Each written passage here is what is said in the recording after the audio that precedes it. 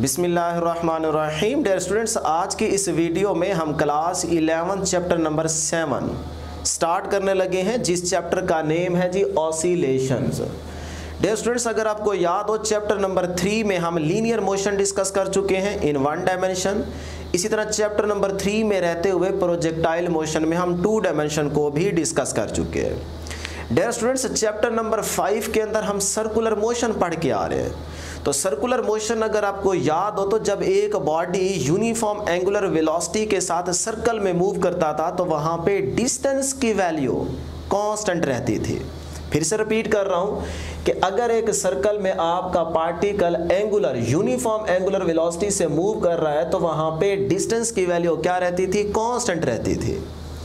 Dear students, इसी बात को याद रखते हुए आज के इस चैप्टर में आपने ये बात याद रखनी है कि ऑसिलेशन की जो मोशन है उसमें डिस्टेंस कांस्टेंट नहीं रहेगा, बल्कि या तो इंक्रीज हो रहा होगा या फिर डिक्रीज हो रहा होगा। तो डियर स्टूडेंट्स, ऑसिलेशन को अगर हम समझें, डिफाइन करें तो इसकी डेफिनेशन है to and fro motion of an object about a fixed point. किसी भी एक फिक्स्ड पॉइंट के अबाउट ऑब्जेक्ट की जो मोशन है टू एंड फ्रो, ये मोशन आपकी ऑसिलेशन कहलाती है। डियर स्टूडेंट्स, ऑसिलेटरी और वाइब्रेटरी मोशन को डिफाइन करने से पहले हमारे लिए ज़रूरी है कि पहले हम पीरियोडिक मोशन को समझें। अगर आप पीरियोडिक मोशन को पहले समझेंगे तो आपको ऑसिलेटरी या वाइब्रेटरी मोशन डिस्टर्ब नहीं करेगी, इजीली आप उसको अंडरस्टैंड कर सकते हैं। तो डियर स्टूडेंट्स, पीरियोडिक मोशन क्या होती है? अ motion which repeat itself over and over again after a regular interval of time is called periodic motion. मैं इस डेफिनेशन की वर्डिंग पे थोड़ा जोर इसीलिए दे रहा हूं कि ताकि आपको ये जो वर्डिंग लिखी हुई है यहाँ पे, इसको आप फील करें कि ये क्या कहना चाह रही है वर्डिंग। डियर स्टूडेंट्स, फिर से सुन लें कि a motion which repeat itself over and over again क्या करे जी? After a regular interval of time अपनी मोशन को रिपीट करे। एक दफा फिर से सुने, a motion which repeat itself, अपनी मोशन को खुद रिपीट करे, ओवर एंड ओवर अगेन, बार बार अपनी मोशन को रिपीट करे after a regular interval of time. एक रेगुलर इंटरवल ऑफ टाइम के बाद अगर एक बॉडी अपनी मोशन को बार बार रिपीट कर रहा है तो डियर स्टूडेंट्स ये पीरियोडिक मोशन कहलाती है। अब इसकी एग्जांपल में थोड़ा सा इसको अंडरस्टैंड करते हैं कि जब आपको याद होगा चैप्टर नंबर 5 के अंदर आप सर्कुलर मोशन को डिस्कस कर रहे थे, तो जब एक पार्टिकल सर्कल में मूव करता था तो बार बार अपनी मोशन को क्या कर रहा था? रिपीट कर रहा था after a regular interval of time. तो ये मोशन क्या कहलाती है? Periodic motion. तो उसी सर्कल के डायग्राम को यहाँ पे हमने मेंशन किया है कि लेट करें जब ए पॉइंट से एक पार्टिकल मूव करता हुआ दोबारा ए पे पहुंचेगा एक रेगुलर इंटरवल ऑफ टाइम के बाद, फिर वो दूसरा चक्कर कंप्लीट करेगा, फिर ए पे पहुंचेगा, फिर वो चक्कर कंप्लीट करेगा, फिर ए पे पहुंचेगा, तीसरा चक्कर कंप्लीट करेगा, फिर एक और चक्कर कंप्लीट करेगा। तो ये रेगुलर इंटरवल के बाद बॉडी क्या कर रहा है? बार अपनी मोशन को रिपीट कर रहा है। तो डियर स्टूडेंट्स, ये पीरियोडिक मोशन कहलाती है। अब यहाँ पे जो पीरियड होगा वो क्या होगा? देखें, जब पार्टिकल ए पॉइंट से निकल के दोबारा ए पे पहुंचेगा तो टाइम पीरियड क्या होगा? टी। फिर वो सेकंड चक्कर कंप्लीट करेगा, दोबारा ए पे पहुंचेगा तो पीरियड क्या हो जाएगा? 2t। इसी तरह फिर 3t। तो देखें, रेगुलर इंटरवल ऑफ टाइम के बाद पार्टिकल अपनी मोशन को क्या कर रहा है? रिपीट कर रहा है। तो इसे डियर स्टूडेंट्स पीरियोडिक मोशन कहते हैं।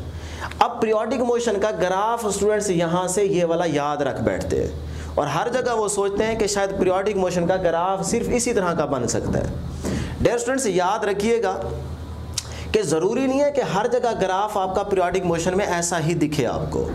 आपने सिर्फ एक ही बात याद रखनी है, क्या? कि रेगुलर इंटरवल ऑफ टाइम के बाद अगर कोई बॉडी अपनी मोशन को बार रिपीट कर रहा है तो ये उसकी क्या है? पीरियोडिक मोशन है।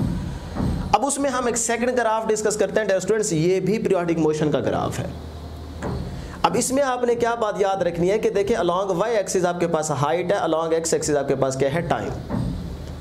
लेट करें एक चींटी दीवार पे चढ़ना स्टार्ट करती है, एक सर्टन हाइट तक जाती है, फिर गिर जाती है, फिर वो दोबारा चढ़ना स्टार्ट करती है दीवार पे, फिर गिर जाती है, फिर दीवार पे वो चढ़ना स्टार्ट करती है, फिर गिर जाती है। तो ये जो चींटी का रेगुलर इंटरवल ऑफ टाइम के बाद बार बार ऊपर चढ़ना फिर गिर जाना, फिर ऊपर चढ़ना फिर गिर जाना, फिर ऊपर चढ़ना फिर गिर जाना, ये क्या है डियर स्टूडेंट्स? ये पीरियोडिक मोशन है। क्योंकि चींटी क्या कर रही है, एक रेगुलर इंटरवल ऑफ टाइम के बाद अपनी मोशन को बार बार रिपीट कर रही है।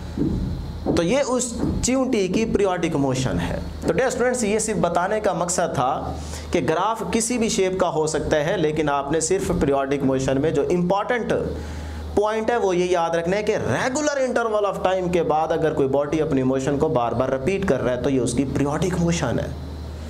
अब मुझे उम्मीद है कि आपको पीरियोडिक मोशन का कॉन्सेप्ट क्लियर होगा, लेकिन हमने यहाँ पे एक एग्जांपल देखनी है और एक छोटा सा पॉइंट भी डिस्कस करना है, और वो क्या है जी कि fixed interval of time after which the motion is repeated is called period of motion. ये उसका पीरियड है, मोशन का क्या है, पीरियड है। डियर स्टूडेंट्स, एग्जांपल क्या हो सकती है? Revolution of earth around the sun, sun के अराउंड जो अर्थ की मोशन है या रेवोल्यूशन है उसे हम पीरियोडिक मोशन का ही नाम देते हैं, और यहाँ पे पीरियड क्या होगा, पीरियड होगा 1 ईयर। इसी तरह स्टूडेंट सेकंड एग्जांपल है motion of minute hand of a clock, जो आप घड़ी पहनते हैं उसके अंदर जो मिनट हैंड की मोशन है वो क्या है डियर स्टूडेंट्स, पीरियोडिक मोशन है ना। क्योंकि वो जो मिनट हैंड वाली नीडल है वो क्या कर रही है, एक रेगुलर इंटरवल के बाद बार बार अपनी मोशन को रिपीट कर रही है। तो डियर स्टूडेंट्स, ये उसकी पीरियोडिक मोशन है। लेकिन याद रहे इस मिनट हैंड का पीरियड क्या होगा, तो पीरियड होगा 1 आवर। 1 घंटे के बाद वो मिनट वाली नीडल अपना चक्कर कंप्लीट करती है। 1 घंटा गुजरा, 1 चक्कर हो गया, फिर वो दूसरा घंटा गुजरेगा, दूसरा चक्कर उस मिनट वाली नीडल का कंप्लीट हो जाएगा। तो डियर स्टूडेंट्स, ये क्या है, पीरियोडिक मोशन है। इसके अलावा भी आप एग्जांपल ले सकते हैं motion of moon around the earth, इसका पीरियड कितना है, 27.3 डेज। तो इसके अलावा भी आप डियर स्टूडेंट्स एग्जांपल ले सकते हैं। अब मुझे उम्मीद है कि आपको पीरियोडिक मोशन का कॉन्सेप्ट बिल्कुल क्लियर हो गया होगा। अब आपको हम बताते हैं जी ऑसिलेटरी या वाइब्रेटरी मोशन क्या होती है। अब हमारे लिए इसको समझना आसान हो गया है। डियर स्टूडेंट्स, सबसे पहले डिफाइन करते हैं कि ऑसिलेटरी और vibratory motion is that motion in which a body moves to and fro, to and fro, to and fro or back and forth repeatedly about a fixed point in a definite interval of time is called oscillatory or vibratory motion.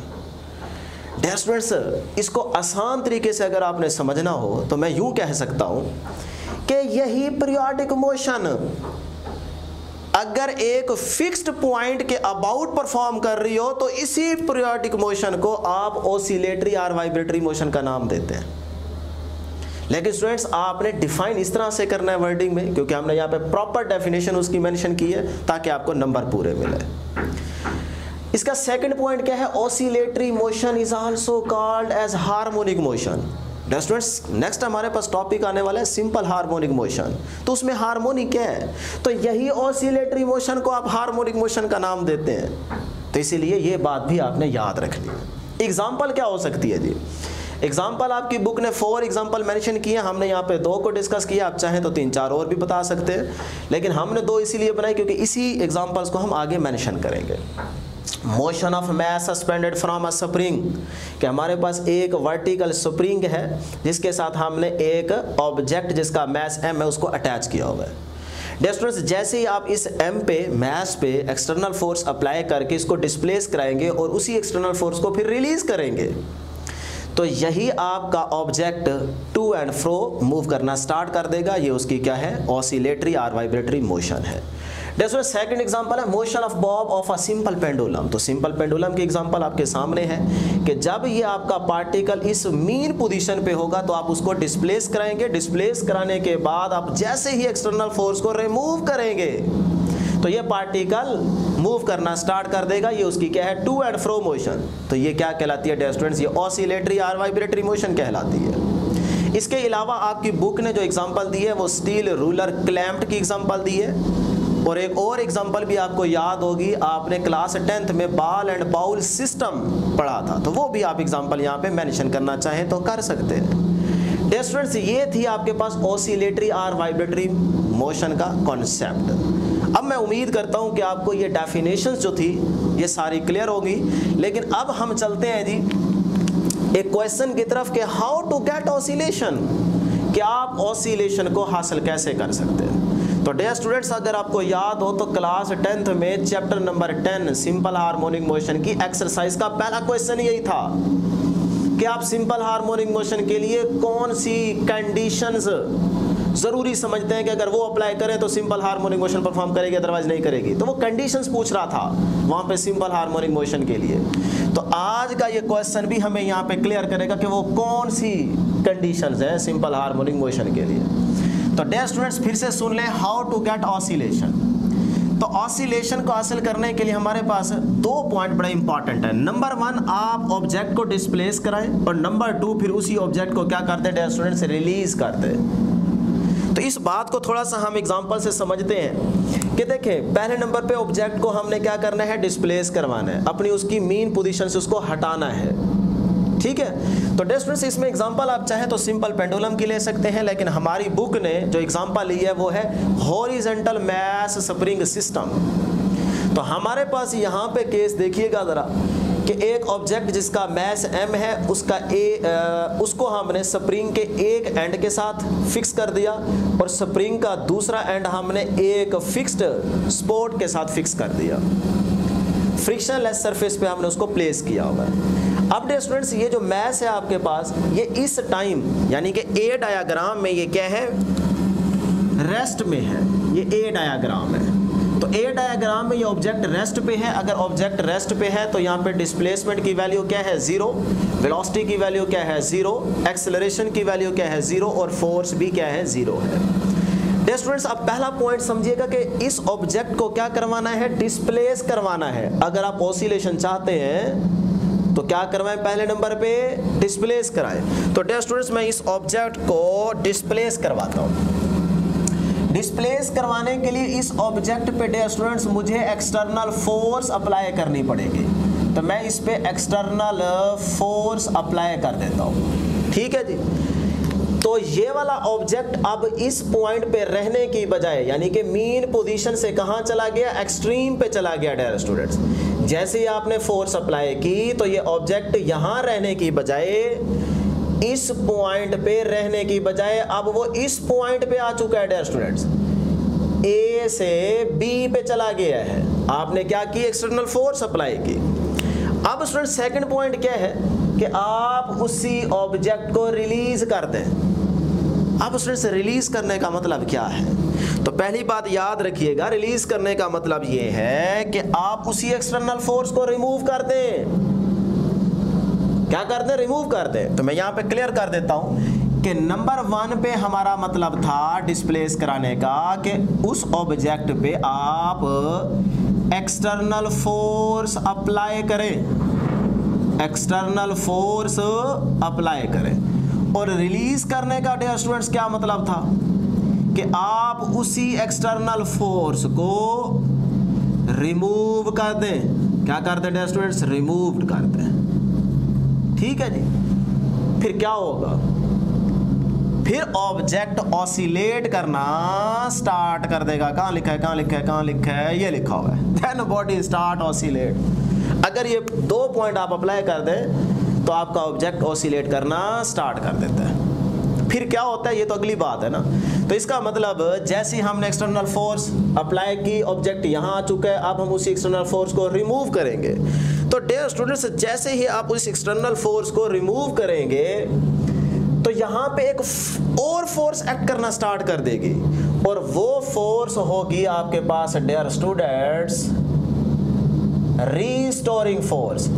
कौन सी होगी जी, restoring force. उसको मैं FR से represent करने लगा हूं। अब ये रीस्टोरिंग फोर्स कहां से आई है, तो डियर स्टूडेंट्स याद रखिएगा, ये इस स्प्रिंग की जो इलास्टिसिटी है, इस स्प्रिंग की जो इलास्टिसिटी है उसकी वजह से आई है। तो मैं कह सकता हूं elasticity of spring, of spring. तो यहां पे डियर स्टूडेंट्स जैसे ही आप एक्सटर्नल फोर्स को रिमूव करेंगे तो यहां पे एक और फोर्स एक्ट करने लग जाएगी, जिस फोर्स का नाम क्या है, रीस्टोरिंग फोर्स।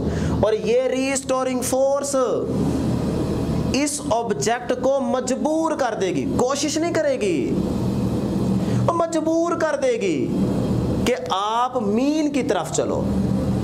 ये रीस्टोरिंग फोर्स इस ऑब्जेक्ट को अब मजबूर कर देगी कि भाई मीन की तरफ चलो, या नहीं रुकना। तो ऑब्जेक्ट डियर स्टूडेंट्स मीन की तरफ मूव करना स्टार्ट कर देगा। अब यहां पे सिंपल हार्मोनिक मोशन परफॉर्म करना स्टार्ट कर देगी। लेकिन ये टॉपिक हमारा क्योंकि आ गया थोड़ा सा, इस पॉइंट को क्लियर कर लें, फिर हम आगे मेंशन करेंगे। तो डियर स्टूडेंट्स अब ये ऑब्जेक्ट आपका मीन की तरफ मूव करेगा, फिर मीन पे रुकेगा नहीं, फिर मीन पे रुकेगा नहीं, मीन तक पहुंचा रीस्टोरिंग फोर्स की वजह से। एक्सट्रीम पॉइंट से उस ऑब्जेक्ट को मजबूर किया रीस्टोरिंग फोर्स ने कि चल भाई मीन की तरफ चल। तो यहां पे आप पॉइंट क्लियर कर लें कि एक्सट्रीम से मीन की तरफ ऑब्जेक्ट को कौन लेके आ रहा है, रीस्टोरिंग फोर्स, रीस्टोरिंग फोर्स। फिर वो मीन पे रुकेगा नहीं, अब उस बॉडी का इनर्शिया उसको मजबूर करेगा कि चल भाई अगले एक्सट्रीम पे चल। तो वो आपका ऑब्जेक्ट यहां रुकने की बजाय अगले एक्सट्रीम पे चला जाएगा। वो जो आपका एक्सट्रीम पॉइंट है वो हमने यहां पे मेंशन करके आपको दिखाया है।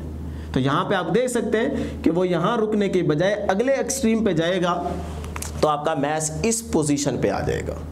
तो डियर स्टूडेंट्स इस तरह बॉडी क्या कर रहा है, बैक एंड फोर्थ या टू एंड फ्रो मूव कर रहा है। तो ये क्या कहलाती है, ऑसिलेटरी मोशन। और हमने यहाँ पे देखा कि हमने ऑसिलेशन को हासिल कर लिया। अब डियर स्टूडेंट्स इस डायग्राम में जो दो इंपॉर्टेंट पॉइंट हमने डिस्कस किए हैं वो क्या है, नंबर 1 रीस्टोरिंग फोर्स, कि बॉडी एक्सट्रीम से मीन की तरफ आ रहा है रीस्टोरिंग फोर्स की वजह से। और नंबर 2 एनर्शिया, कि बॉडी मीन से दूसरे एक्सट्रीम पे जा रहा है ड्यू टू एनर्शिया। तो ये दो पॉइंट या दो मेन कंडीशंस हैं जो सिंपल हार्मोनिक मोशन को परफॉर्म करवाती है या ऑसिलेटरी मोशन को परफॉर्म करवा रही है। ठीक हो गया। तो डियर स्टूडेंट्स इसीलिए आपने यहाँ पे रिक्वायरमेंट्स के अंदर पॉइंट याद रखना है कि रिक्वायरमेंट्स या वो 10th वाला जो एक्सरसाइज का पहला क्वेश्चन था उसमें हमारे पास दो ही मेन कंडीशंस थी, एक रीस्टोरिंग फोर्स एक्ट करना और दूसरे नंबर पे एनर्शिया। अब डियर स्टूडेंट्स अगर हमारे पास ये दो मेन कंडीशन है तो हमें ये डेफिनेशन में पहले क्यों नहीं बताई गई। तो डियर स्टूडेंट्स ऐसी बात बिल्कुल भी नहीं है। अगर हम डेफिनेशन की स्टेटमेंट पे गौर करें तो हमें ये दो पॉइंट वहां पे भी बताए गए हैं, to and fro, to and fro. तो यहाँ पे टू एंड फ्रो का जरा मीनिंग समझते हैं कि देखते हैं कि ये दो पॉइंट आते हैं कि नहीं आते। डियर स्टूडेंट्स यहाँ पे टू का जो मीनिंग हम लेते हैं वो होता है towards mean position, towards mean position, towards mean position. फिर बार बार बोल रहा हूं। अब जब हमारा टू का मतलब ही है टूवर्ड्स मीन पोजीशन, तो टूवर्ड्स मीन पोजीशन कौन लेके जा रहा है, तो डियर स्टूडेंट्स मीन पोजीशन की तरफ रीस्टोरिंग फोर्स ऑब्जेक्ट को लेके आना चाह रही है। तो इसका मतलब यहां पे मीन पोजीशन की तरफ बॉडी को रीस्टोरिंग फोर्स लेके आना चाह रही है। तो टू का मतलब तो क्लियर हो गया ना। इसी तरह डियर स्टूडेंट्स अगर हम फ्रो का मतलब देखें तो यहां पे इसका जो मीनिंग है वो है एफ से फ्रॉम, फ्रॉम मीन पोजीशन। अब डियर स्टूडेंट्स मीन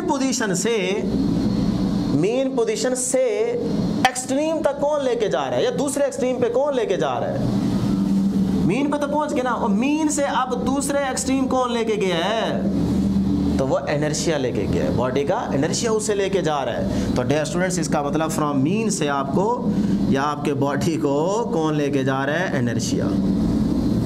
तो देखें फ्रो का मतलब भी आपको क्लियर नजर आ रहा है और टू का मतलब भी क्लियर नजर आ रहा है। तो इसका मतलब डेफिनेशन हमारी बिल्कुल ठीक है, उसमें हमें बताया गया है कि वो कौन सी दो मेन कंडीशंस हैं। ठीक है, तो यहां तक स्टूडेंट्स याद करने के बाद आपने एक छोटा सा पॉइंट और याद रखना है कि external force is not required for oscillation. हमने कहा था ना कि ऑसिलेशन के लिए क्या चीज़ें ज़रूरी हैं, कैसे हम करवाते हैं ऑसिलेट बॉडी को।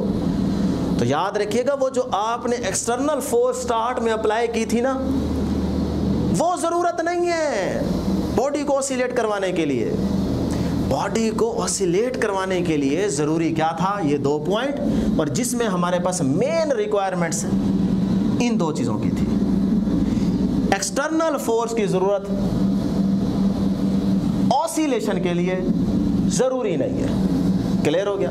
अब डियर स्टूडेंट्स, यहाँ तक पहुँचने के बाद जो बड़े 2 इंपॉर्टेंट MCQs हैं उनको क्लियर कर लें, और मैं चाहूँगा कि वीडियो को यहाँ पे पॉज करके आपने पहले कमेंट करके आंसर बताना है, फिर उसके बाद आपने नेक्स्ट वीडियो के साथ साथ चलना है।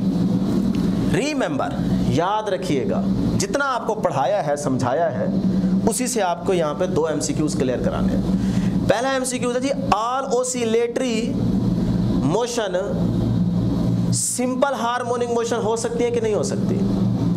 तमाम की तमाम पीरियोडिक मोशन या ऑसिलेटरी आप कह सकते हैं, ये सिंपल हार्मोनिक मोशन होती है कि नहीं होती?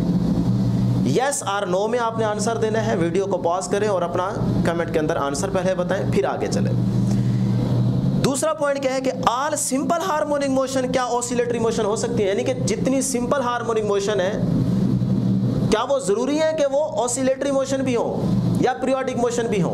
यस और नो में आपने आंसर करना है। तो वीडियो को पॉज करें और ईमानदारी से पहले कमेंट में बताएं, क्योंकि जितना आपको पढ़ाया उसमें आपको क्लियर हो गया होगा। पीरियोडिक मोशन भी बड़ा डीपली आपको समझाया, ऑसिलेटरी मोशन भी बड़ा डीपली आपको समझाया। तो डियर स्टूडेंट्स, याद रखिएगा, तमाम की तमाम जो पीरियोडिक मोशन होगी या ऑसिलेटरी मोशन होती हैं वो ज़रूरी नहीं है कि सिंपल हार्मोनिक मोशन भी हो भी सकती है, नहीं भी हो सकती, मे और मे नॉट की ऑप्शन बन के आ सकते हैं, तो आपने उसको सिलेक्ट करना है। यहाँ पे मैं यस और नो से पूछ रहा हूँ, तो आपने याद रखना है all oscillatory motion simple harmonic motion होती हैं, ये ज़रूरी नहीं है। तो आपका आंसर क्या बन जाएगा? नो। हो भी सकते नहीं भी हो सकते, तो इसलिए आंसर नो बनेगा। क्या तमाम की तमाम सिंपल हार्मोनिक मोशन जो होती है वो पीरियोडिक मोशन होती है? जी बिल्कुल। जो सिंपल हार्मोनिक मोशन होगी वो पीरियोडिक होगी ही होगी, हर हाल में होगी। तो इसीलिए इसका आंसर स्टूडेंट्स क्या बन जाएगा? यस। क्लियर है जी। अब डियर स्टूडेंट्स, हमारा जो फर्स्ट टॉपिक है वो स्टार्ट होने लगा है, सिंपल हार्मोनिक मोशन। आपने क्लास 10th में चैप्टर नंबर 10 में भी इसको पढ़ा था। क्लास 10th के पॉइंट ऑफ व्यू से ये आपके उस चैप्टर का इंपॉर्टेंट लॉन्ग क्वेश्चन था। तो यहाँ पे भी आपके पास ये लॉन्ग बन के आ सकता है, लेकिन हम इसको थोड़ा डीपली समझेंगे। सिंपल हार्मोनिक मोशन, तो डियर स्टूडेंट्स फिर से सुने, सिंपल सिंपल क्यों लिखा गया है यहाँ पे? हार्मोनिक मोशन के साथ सिंपल का वर्ड क्यों लगाया गया है? फिर हार्मोनिक का मीनिंग क्या है और मोशन क्या है? मोशन डियर स्टूडेंट्स आप चैप्टर नंबर काइनेमैटिक्स के अंदर और डायनामिक्स में पढ़ चुके हैं बड़ा डीपली, कि मोशन को हमने डिफाइन किया था कि अगर सराउंडिंग के पॉइंट ऑफ व्यू से बॉडी की पोजीशन में चेंज आने लग जाए तो ये क्या कहलाती है? मोशन। इसी तरह हार्मोनिक, अब हार्मोनिक आपको यहाँ पे हम पहले ही क्लियर करा चुके हैं, सिंपल का वर्ड हार्मोनिक मोशन के साथ क्यों लगाया गया। अब डियर स्टूडेंट्स यहाँ पे जरा समझिएगा, सिंपल का वर्ड इसीलिए लगाया गया है कि सिंपल हार्मोनिक मोशन के अंदर जो हमारे पास इक्वेशंस हैं, सिंपल हार्मोनिक मोशन की इक्वेशन है वो है F is equal to KX। याद रखिएगा, अभी हम इसका प्रूफ करेंगे यहाँ पे। डियर स्टूडेंट्स, अब ये सिंपल हार्मोनिक मोशन की इक्वेशन है, इसी इक्वेशन के मुताबिक हम ये भी तो इक्वेशन ले सकते हैं ना, KX की पावर 2, क्योंकि यहाँ पे क्या है 1। इसी तरह आप ले सकते हैं F is equal to KX3। तो ये भी तो हार्मोनिक मोशन की ही इक्वेशन है, ये भी हार्मोनिक मोशन की इक्वेशन है। लेकिन स्टूडेंट्स यहाँ पे याद रखिएगा, ये हार्मोनिक इक्वेशन ज़रूर है, लेकिन ये थोड़ी कॉम्प्लेक्स हो जाएगी, क्योंकि यहाँ पे x स्क्वायर फिर x क्यूब फिर x की पावर 4। तो हमें वो बता रहे हैं कि भाई इन हार्मोनिक इक्वेशंस के साथ आपने आगे नहीं चलना, बल्कि आपने कौन सी हार्मोनिक मोशन लेनी है? सिंपल। और सिंपल में x की पावर 1 होना ज़रूरी है। x की पावर अगर 1 होगी तो इसका मतलब वो हार्मोनिक मोशन सिंपल है, सिंपल है, सिंपल है। या फिर आप इसका दूसरा मीनिंग यूं भी समझ सकते हैं कि हार्मोनिक और नॉन हार्मोनिक में फ़र्क क्या है।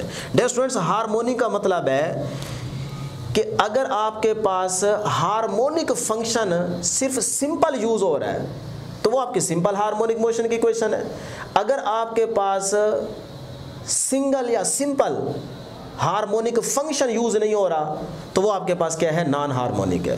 तो अब ये जो सारी चीजें हैं ना, इन इक्वेशंस को हम इस तरह से लिखते हैं, थोड़ा गौर करना कि लेट करें जी x is equal to a cos omega t. अब ये क्या है, सिंपल हार्मोनिक फंक्शन है, तो इसका मतलब ये सिंपल हार्मोनिक मोशन के अंदर डिस्कस किया जाएगा। इसी तरह अगर मैं ये इक्वेशन लिख दूं, इसी के अंदर कर देता हूं, x is equal to a cos omega t plus b sin omega t. अब डियर स्टूडेंट्स, ये इक्वेशन आपको बता रही है कि ये आपका सिंपल हार्मोनिक फंक्शन नहीं है, तो ये नॉन हार्मोनिक है। तो इस तरह आपने कॉम्प्लेक्स की तरफ नहीं जाना, बल्कि आपने सिंपल हार्मोनिक मोशन को डिस्कस करना है। मतलब कि हम वो इक्वेशन लेंगे जिसके अंदर x की पावर 1 होगी। लेकिन कुछ टीचर इस सिंपल से मुराद स्ट्रेट लाइन समझते हैं, वो भी किसी हद तक ठीक है। लेकिन स्टूडेंट्स याद रखिएगा कि अगर मैं एक सिंपल हार्मोनिक मोशन परफॉर्म करवा रहा हूँ, इसमें एग्जांपल ले लें कि जैसे हम किसी बच्चे को झूला देते हैं, तो अब झूले को आपने अगर मूव कराना है टू एंड फ्रो, तो आप ऐसे मूव करा दो, ऊपर बहुत सारा जाए, फिर नीचे आए, फिर ऊपर जाए, फिर नीचे आए। तो डियर स्टूडेंट्स, ये सिंपल हार्मोनिक मोशन नहीं है। कहने का मतलब था कि आपने सिर्फ उसको टू एंड फ्रो ऐसे, तो देखें इसमें स्ट्रेट लाइन तो बन रही है ना, तो इसीलिए कुछ टीचर क्या करते हैं, सिंपल का मतलब स्ट्रेट लाइन ले सकते हैं, तो वो भी ठीक है, लेकिन इस मोशन की हद तक। अदरवाइज स्ट्रेट लाइन आपने इसका मतलब नहीं समझना कि straight line motion simple harmonic motion होती है, नहीं, ऐसा नहीं है, ज़रूरी नहीं है। ठीक है, तो डियर स्टूडेंट्स, उम्मीद है कि आपने सिंपल के वर्ड को बहुत अच्छे से क्लियर कर लिया होगा कि हमने ये इक्वेशंस नहीं लेनी, ये सारी आपके पास क्या है, नॉन हार्मोनिक में चली जाएगी, कॉम्प्लेक्स हो जाएंगी, आपने इस इक्वेशन को लेके चलना है। तो इसीलिए हार्मोनिक मोशन के साथ सिंपल का वर्ड यूज़ किया गया। डियर स्टूडेंट्स, डेफिनेशन हम एंड पे करेंगे, क्योंकि अभी हम अगर आपको डिफाइन कर दें तो फिर आपको समझ नहीं आएगी। अभी हम इसका मैथमेटिकल प्रूफ करते हैं कि ये इक्वेशन कैसे आती है। लास्ट पे हम इसको डिफाइन करेंगे, थोड़ा समझेंगे तो आपको समझ आ जाएगी कि ये प्रॉपर डेफिनेशन कैसे लिखी हुई है और क्या हमें बता रही है। तो डियर स्टूडेंट्स, स्टार्ट करते हैं according to Hooke's law. Hooke's law के अकॉर्डिंग जो एक्सटर्नल फोर्स होती है वो डायरेक्टली प्रोपोर्शनल होती है स्टूडेंट्स किसके, एक्सटेंशन के। यहाँ पे x क्या है डियर स्टूडेंट्स, एक्सटेंशन, ठीक है जी। तो t आएगा जैसा आएगा देख लेना। अब dear students, external force directly proportional होती है x के, यानी कि डिस्प्लेसमेंट के। तो इस डायरेक्टली के साइन को अगर मैं हटाकर एक कांस्टेंट यूज करना चाहूं, इसको हटाकर अगर मैं एक कांस्टेंट यूज करना चाहूं, तो मैं कर सकता हूं कि external force is equal to kx। हमारे पास यहाँ पे k क्या है, स्प्रिंग कांस्टेंट। डियर स्टूडेंट्स, इस k का यहाँ पे जो मतलब है वो है स्प्रिंग कांस्टेंट।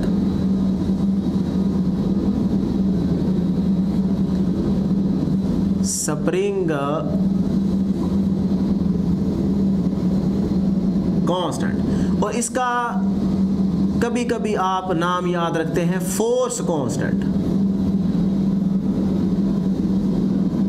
डियर स्टूडेंट्स, आप स्प्रिंग कांस्टेंट भी कह सकते हैं, फोर्स कांस्टेंट का नाम भी दे सकते हैं। अब स्टूडेंट्स, इस इक्वेशन के अंदर हमारे पास k क्या है, स्प्रिंग कांस्टेंट या फोर्स कांस्टेंट, तो इसको हम डियर स्टूडेंट्स, वीडियो का टाइम एंड हो रहा था, मुझे नहीं पता कि अब ये डेफिनेशन जो मैंने लिखी है कि आपको एंड पे नज़र आई है कि नहीं आई। फिर से रिपीट कर देता हूँ कि यहाँ से k को अगर हम डिफाइन करें तो वो क्या बनता है, force per unit extension is called spring constant या फोर्स कांस्टेंट। अब स्टूडेंट्स, इसका यूनिट देखते हैं। तो हमारे पास जो यूनिट है k का, उसको अगर हम फाइंड आउट करना चाहें तो फोर्स का यूनिट क्या होता है जी, न्यूटन डिवाइडेड बाय एक्सटेंशन का क्या होता है, मीटर। इसी तरह अगर आप न्यूटन को फर्दर देखें तो हमारे पास न्यूटन किसके इक्वल होता है dear students, F is equal to ma, newton is equal to kg metre per second square. तो डियर स्टूडेंट्स, मैं लिख सकता हूँ kg metre per second square, और ये वाला मीटर वैसे का वैसे, तो मीटर मीटर से कैंसिल हो जाएगा। तो यहाँ पे हमारे पास k का जो यूनिट आ जाएगा, बेस यूनिट, वो होगा जी kg पर सेकंड स्क्वायर। ठीक है जी। अब स्टूडेंट्स अगर हम डायमेंशन की बात कर लें तो डायमेंशन क्या होगी के की, स्क्वायर ब्रैकेट्स में हम लिखते हैं तो वो होगी के जी की कैपिटल एम आ जाएगा। अगर आप एम एल टी की फॉर्म लिखना चाह रहे हैं तो फिर एम की पावर 1, एल की पावर 0 और टी की पावर -2। ठीक है, इसी को आप स्टूडेंट्स ऐसे भी लिख सकते हैं कि एम और आगे क्या है टी की -2। ये भी आपके पास स्प्रिंग कांस्टेंट के की डायमेंशन है और ये एम एल टी की फॉर्म में डायमेंशन है। डायमेंशन बेसिकली पावर ही होती है, तो इसकी क्या आ जाएगी 1 0 -2। तो ये आप मेंशन कर दें 1 0 -2। ठीक है जी। अब स्टूडेंट्स हमारे पास है रीस्टोरिंग फोर्स, जिसको हम पहले यहाँ पे मेंशन करते आ रहे हैं, लेकिन अब उसको प्रॉपर तरीके से डिफाइन करेंगे। तो रीस्टोरिंग फोर्स कौन सी फोर्स है जो बॉडी को क्या करती है, मीन पोजीशन की तरफ लेके आती है। तो force which brings body back to its mean position. और सेकंड पॉइंट इसके अंदर बड़ा इंपॉर्टेंट है, याद रखिएगा, it is equal in magnitude but opposite in direction to the external force. तो मैं कह सकता हूँ कि restoring force is equal to minus into external force, कि ये जो रीस्टोरिंग फोर्स है ये मैग्नीट्यूड में इक्वल होती है किसके, एक्सटर्नल फोर्स के, लेकिन डायरेक्शन में क्या होती है, अपोजिट। तो मैं लिख सकता हूँ restoring force is equal to minus into external force. तो एफ आर वैसे restoring force is equal to minus वैसे एक्सटर्नल फोर्स। स्टूडेंट्स हमारे पास क्या आई है, एक्सटर्नल फोर्स हमारे पास आई है के एक्स। तो मैं यहाँ पे पुट कर देता हूँ के एक्स, तो ये हमारे पास मैथमेटिकल रिलेशन आ जाएगा रीस्टोरिंग फोर्स का। अब स्टूडेंट्स यहाँ पे नेगेटिव साइन क्या बता रहा है, तो negative sign shows that both restoring force and extension x या displacement x are directed opposite, कि ये जो दो है ना एफ आर और एक्स, ये आपस में अपोजिट है। नेगेटिव साइन ये शो कर रहा है। कैसे अपोजिट है देख लेते हैं। डियर स्टूडेंट्स आपको पता है कि अगर आप मीन पोजीशन पे हैं तो जैसे ही मीन से बॉडी को डिस्प्लेस कराएंगे तो आप एक्सट्रीम पे ही जाएंगे, चाहे इस तरफ कराएं चाहे उस तरफ कराएं। तो हमने जब मीन से बॉडी को डिस्प्लेस कराया तो डिस्प्लेसमेंट की डायरेक्शन क्या है, इस तरफ, ऐसी है ना। तो अगर बॉडी के डिस्प्लेसमेंट की डायरेक्शन इस तरफ है तो फिर बॉडी को मजबूर कर रही है रीस्टोरिंग फोर्स के तुम मीन की तरफ आओ। तो इसका मतलब अगर डिस्प्लेसमेंट इस डायरेक्शन में हो रहा है तो रीस्टोरिंग फोर्स इस डायरेक्शन में हो रही है। ठीक है, तो दोनों क्या है, अपोजिट। अगर इसी तरह से आपका बॉडी दूसरे एक्सट्रीम की तरफ यहां पे डिस्प्लेस हो रहा है, यहां पे अगर आप बॉडी को मीन से इस एक्सट्रीम की तरफ डिस्प्लेस करवा रहे हैं तो एक्सट्रीम से मीन की तरफ रिस्टोरिंग फोर्स आपकी बॉडी को मजबूर करती है कि भाई चलो। तो इस केस में भी आप देख लें, चाहे इस तरफ चाहे इस तरफ, आपकी रीस्टोरिंग फोर्स और डिस्प्लेसमेंट जो है या एक्सटेंशन जो है वो अपोजिट डायरेक्शन में है। तो इसीलिए हमारे पास यहाँ पे नेगेटिव साइन यूज किया गया। अब डियर स्टूडेंट्स पूरे टॉपिक को अगर आप गौर से देखें तो यहाँ पे एक और की पॉइंट है कि मैंने यहाँ पे मीन पोजीशन को ही रेफरेंस क्यों लिया है। तो मीन पोजीशन को रेफरेंस इसीलिए लिया है क्योंकि जब हमारे पास कोई एक्सटर्नल फोर्स एक्ट नहीं कर रही थी तब हर चीज़ तो ज़ीरो थी, लेकिन तब हमारे पास मीन पॉइंट था, एक्सट्रीम पॉइंट नहीं था, पहली बात। दूसरी बात यह है कि जब आपने एक्सटर्नल फोर्स अप्लाई करके बॉडी को मूव कराया या एक्सट्रीम पे ले गए तो एक्सट्रीम पॉइंट या वैल्यू चेंज हो रही है, लेकिन मीन चेंज नहीं हो रहा। मीन पोजीशन या मीन पॉइंट चेंज नहीं हो रहा, एक्सट्रीम तो चेंज हो रहा है कि आप जितनी फोर्स लगाएंगे उतना एक्सट्रीम बढ़ता जाएगा। तो इसका मतलब जो चीज़ चेंज हो रही है वो आपका रेफरेंस नहीं हो सकती। तो आपका रेफरेंस पॉइंट क्या है, मीन। तो इसीलिए हमने यहाँ टू एंड फ्रो के मोशन को अंडरस्टैंड करने के लिए रेफरेंस क्या लिया है, मीन पोजीशन ही लिया है। अब डे स्टूडेंट्स पूरे बोर्ड पे अगर आप गौर करें तो कोई एक ऐसा पॉइंट नहीं है जो मैंने आपको क्लियर ना किया हो। अब हम इस टॉपिक में मैथमेटिकल इक्वेशन ये प्रूफ करेंगे। नेक्स्ट जो हम इससे आगे लेके चलने अपनी बात वो है एक्सेलरेशन की। तो एक्सेलरेशन को हम यहाँ पे डिस्कस करते हुए अपनी इक्वेशन मैथमेटिकली प्रूफ करेंगे और फिर लास्ट में हम देखेंगे इस पूरे टॉपिक को कि कहाँ कहाँ कौन से इंपॉर्टेंट एमसीक्यूज बन सकते हैं। अभी स्टूडेंट्स बहुत देर है, अभी यहाँ पे इस के बहुत अच्छे अच्छे एमसीक्यूज बनने वाले हैं। तो वीडियो के साथ जुड़े रहे, एंड तक ज़रूर देखें ताकि आपको इससे फ़ायदा हो। तो चलते हैं जी नेक्स्ट स्लाइड की तरफ। डियर स्टूडेंट्स, हम इस इक्वेशन 1 तक पहुंचने के बाद जिसमें हमने हर एक चीज़ डिस्कस की है, अब हम चलते हैं एक्सेलरेशन की तरफ। तो dear students, acceleration according to Newton second law of motion F is equal to ma। Equation 2 बन गई। अब हम इक्वेशन 1 और इक्वेशन 2 पे अगर गौर करें, इक्वेशन 1 में भी हमारे पास क्या है, फोर्स, और इक्वेशन 2 में भी क्या है, फोर्स। तो अगर हम इन दोनों को कंपेयर करें तो इनकी राइट साइड भी क्या होंगी, इक्वल। तो ma is equal to minus kx बन जाएगा। अब डियर स्टूडेंट्स, यहाँ से एक्सेलरेशन a को फाइंड आउट करें तो minus k over m into x बन जाएगा। k ओवर m, k क्या है, स्प्रिंग का कांस्टेंट, और m क्या है, जो हमने यहाँ पे ब्लॉक का मैस लिया होगा। अब ये तो फिक्स है ना, ये तो चेंज नहीं हो रहे। तो डियर स्टूडेंट्स, ये पूरी वैल्यू हमारे पास क्या हो जाएगी, कांस्टेंट। तो मैंने यहाँ पे कांस्टेंट मेंशन कर दिया और x वैसे का वैसे। अब डियर स्टूडेंट्स, इस इक्वलिटी और कांस्टेंट के साइन को यहाँ से हटाकर आप प्रोपोर्शनलिटी का साइन यूज कर सकते हैं। तो a is directly proportional to the extension या डिस्प्लेसमेंट। तो ये हमारे पास इक्वेशन 3 आ गई, जो कि हमने प्रूव करना था।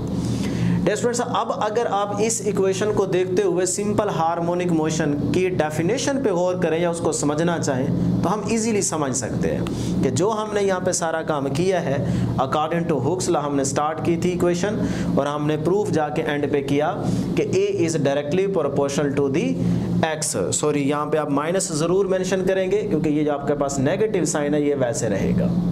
ठीक है जी। तो ये इक्वेशन हमें क्या बताती है। तो अब स्टूडेंट्स, हम सिंपल हार्मोनिक मोशन को डिफाइन करते हैं। Simple harmonic motion is a special type of periodic motion.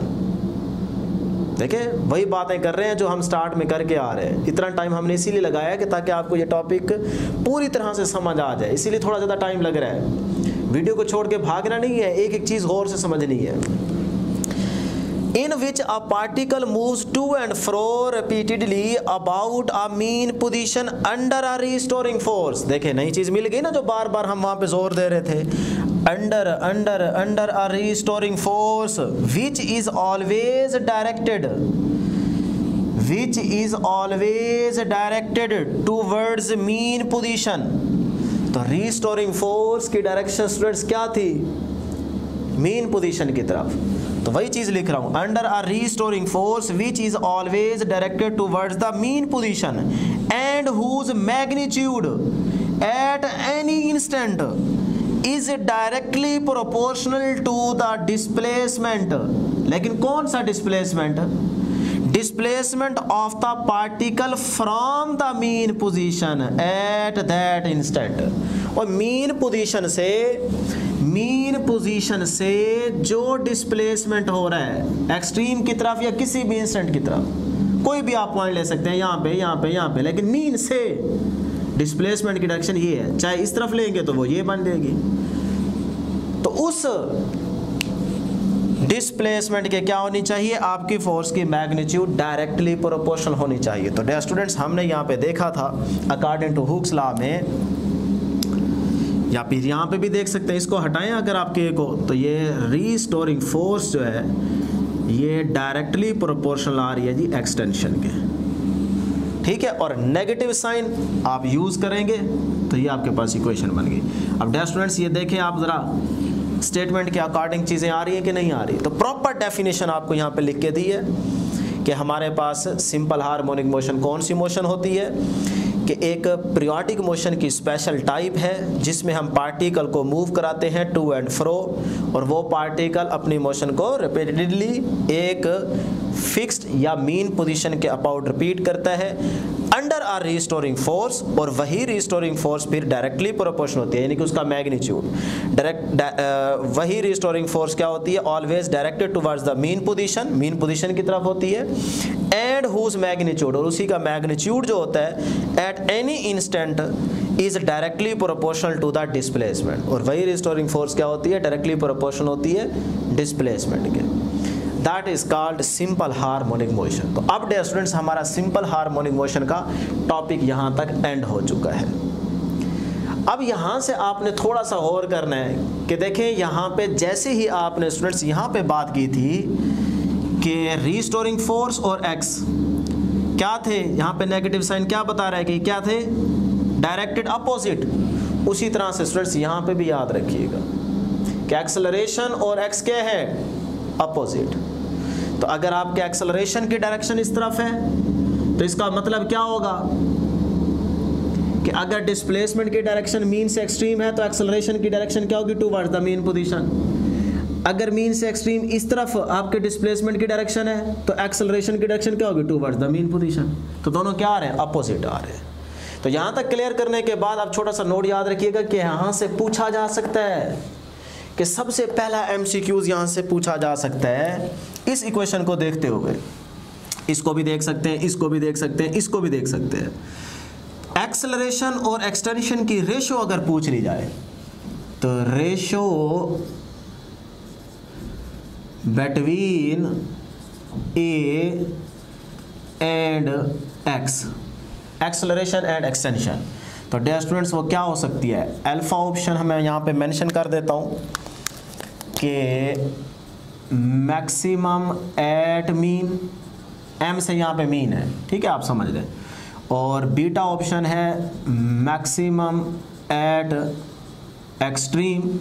Charlie option हम बना लेते हैं जी 0 एट ऑल पॉइंट। और डेल्टा ऑप्शन बना लेते हैं जी कांस्टेंट एट ऑल पॉइंट्स, ठीक है जी। अब स्टूडेंट्स ये एमसीक्यू बन गया। तो यहाँ से गौर करें, एक्सेलरेशन एक्स उधर चला जाएगा तो एक्सेलरेशन टू द डिस्प्लेसमेंट की जो रेशियो है वो किसके इक्वल आ रही है, कांस्टेंट के इक्वल आ रही है। तो इसका मतलब हमारे पास कौन सी ऑप्शन है, delta option, constant at all points. अब डियर स्टूडेंट्स ग्राफ को देखते हैं कि इस एक्सेलरेशन और एक्सटेंशन के बीच में अगर आपसे ग्राफ पूछा जाए तो graph between A and x is straight. याद रखिएगा पहली बात, वो पूछ सकते हैं ना इलिप्स होता है, स्ट्रेट बनता है, कर्व बनता है, कैसे बनता है, यूं भी ऑप्शन बना सकता है और ग्राफ बना के भी दे सकता है। तो याद रखिएगा इस इक्वेशन से ए और एक्स के बीच का जो ग्राफ होगा वो स्ट्रेट लाइन बनेगा, नॉट कर्व, कर्व नहीं बनेगा। अब वो होगा कैसा, तो ये देख सकते हैं आप, नेगेटिव साइन भी यूज हो रहा है। अगर ए आपका क्या है नेगेटिव तो x क्या होगा, पॉजिटिव, और अगर x पॉजिटिव तो a नेगेटिव, ठीक है। तो यहाँ पे आपके पास ये एक स्ट्रेट लाइन बनेगी। a की वैल्यू आप देखें और x की देखें, x की वैल्यू अगर आपके पास क्या है नेगेटिव तो a क्या है पॉजिटिव, ठीक है। तो दोनों क्या है अपोजिट। तो ये आपके पास स्ट्रेट लाइन ग्राफ बनेगा। इसी तरह स्टूडेंट्स यहाँ से भी पूछा जा सकता है कि रीस्टोरिंग फोर्स और एक्सटेंशन के बीच में ग्राफ कैसा बनेगा, वो भी स्ट्रेट लाइन होगा। तो रीस्टोरिंग फोर्स मैंने यहाँ पे ले ली और एक्सटेंशन यहाँ पे ले ली, तो उसी तरह आपके पास ये भी एक स्ट्रेट लाइन ग्राफ बनेगा रीस्टोरिंग फोर्स और एक्सटेंशन के बीच में।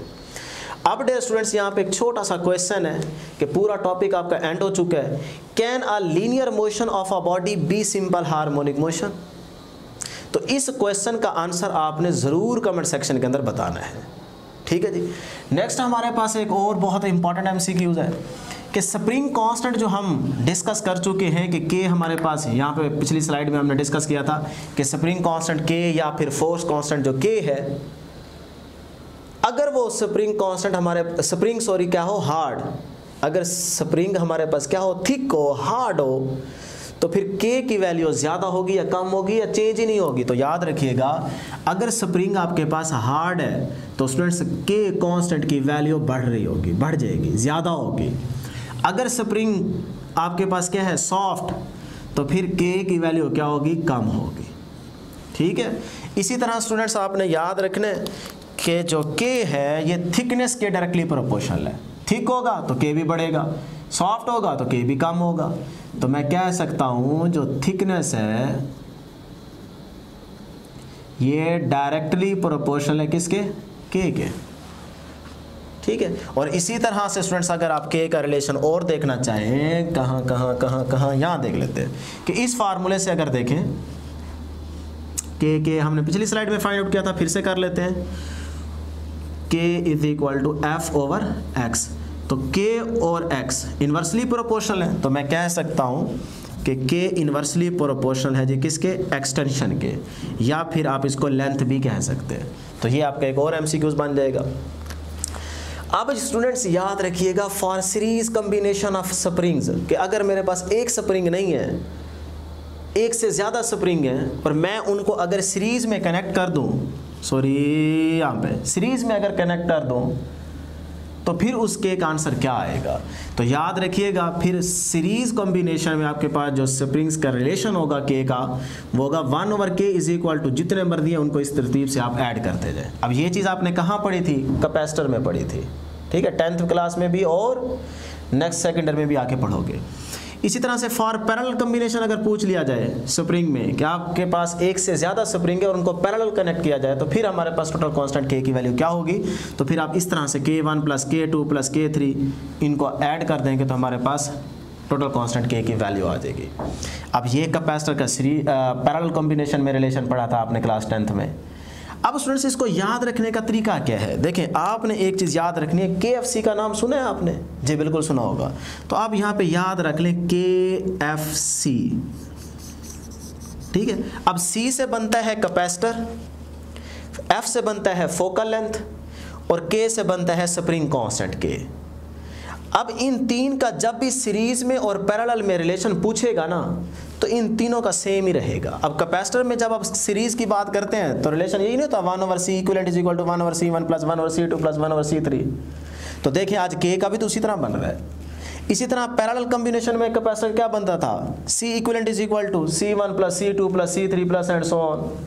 तो आज देखें के का भी तो उसी तरह बन रहा है पैरेलल में। तो चाहे कैपेसिटर आ जाए, चाहे फोकल लेंथ पूछी जाए, चाहे स्प्रिंग कांस्टेंट के पूछा जाए, तो इनका रिलेशन इसी तरह एक जैसा होगा। तो आप KFC को याद रख ले सिंपल, तो इन तीनों का रिलेशन सेम होता है।